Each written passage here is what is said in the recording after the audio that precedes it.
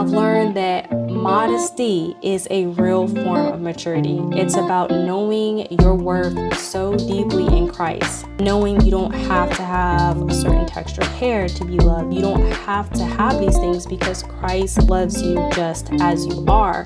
Hey y'all, it's your girl Ken and welcome back to the channel, Simply Serene. We are starting something a little different today. We're starting a 7-episode series called Becoming Her, a Christian woman in her 30s. Now, I just want to make it very clear that this channel has never been about rules. It hasn't been about checking off a checklist.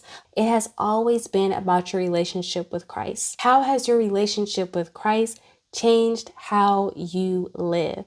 How has your relationship with Christ changed how we love, how we treat other people, and also how we show up as women of God in our 30s? Y'all, let's get right into it. I want to hear the first thing that comes to mind when y'all hear modesty. What's going through your head? Because I know for me, when I first heard someone talk about modesty, it was them telling me that I'm not dressed the part for a Christian. That word for a while in my Christian walk was very annoying. It was just like, leave me alone. I'll get to that when I get to that. I know it's just one of those topics that tense women up. Like, okay, here we go again. Someone about to tell me about my skirt being too short or tell me that I need to start wearing dresses instead of jeans. It's crazy because modesty is so much more deeper than just your hemlines and how high your neckline comes up. It's so much more deeper than that. And honestly, the more that I walk with God, especially since I've turned 30, it's the more that I realize modesty is less about what you're wearing and more about what your heart is wearing. It's less about what you're actually physically wearing and more about what your heart is wearing. What I mean by that is somewhere a verse in the Bible, I can't think of it right now, but it's what you do shows what comes from your heart. So if you truly are dressing like a woman of God, that's because that's in your heart. If you're dressing provocative, that's because provocativeness is in your heart. A personal story for y'all, I was going to this church that was dressing super modest. And I remember the looks that I was getting about what I was wearing because I was just wearing what I had in my closet, wearing things that I wore to other churches where modesty wasn't even talked about. And the stares were just like burning a hole in my soul. And I remember that I was like, well, if I dress like them, if I wear this and don't wear that and make sure my skirt is longer and make sure that my shirt is extra buttoned up, I'm good to go. I'm checking my boxes. I look just like them. And the thing about that is that was so short-lived because I was still dressing how I wanted to dress during the week. So it was so fake. That is just one of the worst ways that you can tackle modesty dressing. One of the worst ways. And I was still having insecure moments. I was still comparing myself to other women. And like I said, I was still wearing what I wanted during the week. I had to really ask myself, is this what modesty dressing is? Is this what this is? Craving validation Monday through Friday. And then on Sabbath, I'm going to dress like how they dress. And the biblical truth behind that is that's a hard no. That is not what it's about. That's not how it's supposed to be. The Bible actually gives us a really great depiction of this in 1 Peter chapter 3, verses 3-4. It says, your beauty should not come from outward adornment. Instead, it should be that of your inner self, the unfading beauty of a gentle and quiet spirit, which is of great worth in God's sight. So let's dissect this because notice it doesn't say anywhere that Peter is saying you can't look beautiful. And I think that's the super extreme side of people who tackle the modesty journey. They're like, you can't wear nails, you can't get facials done, you can't wear earrings. I remember they told me I couldn't wear a wedding ring. You can't paint your nails this color, you can't do this, you can't do that, you can't do this. And it's just a whole bunch of what you can't do. But I don't think that's what Peter is saying here. I actually think he's talking about something deeper. He's saying your beauty shouldn't depend on what's on the outside. So that shouldn't be a depending factor for your beauty. Do you have lashes? You're beautiful. Do you have your nails done? You fit the in-girl box. Those aren't the standards. So true beauty, the kind that God values, starts with the character. It starts with the heart transformation. It doesn't start with the clothes. So if you are being taught that the modesty journey starts with clothes, that is completely false. We see that here in the chapter. So the real question isn't, am I meeting the modesty goals by wearing this, not wearing that, doing this? That's not really what that's about. We should be asking things like, why am I wearing this?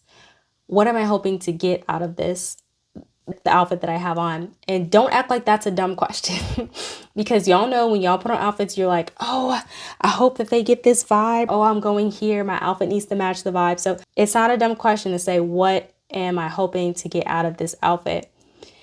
You want to ask questions like, am I drawing attention to myself or am I pointing to something deeper? Because I've met, and I'm sure you've met, a lot of women who have the modesty outfits down pat and they're still rude. They're still prideful. They are still bitter. I've met women like that.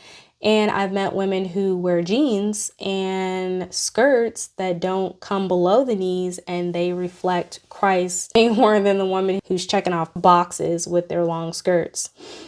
So it does start with the heart.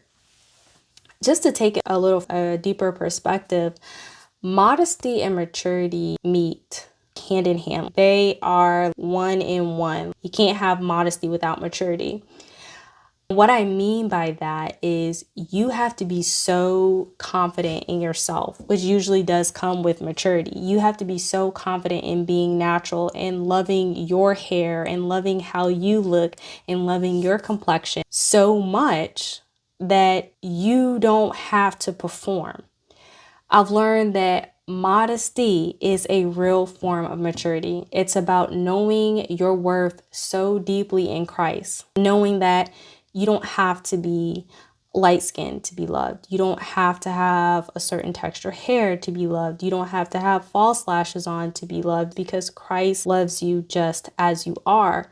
And you have to understand that worth so deep that you do not need to put yourself on display for the world to validate you. And that's why I cut my hair off about two years ago. I completely cut my hair off because I was so dependent on weaves and the next style and braids. I was just so dependent on those things that I didn't even know my hair texture.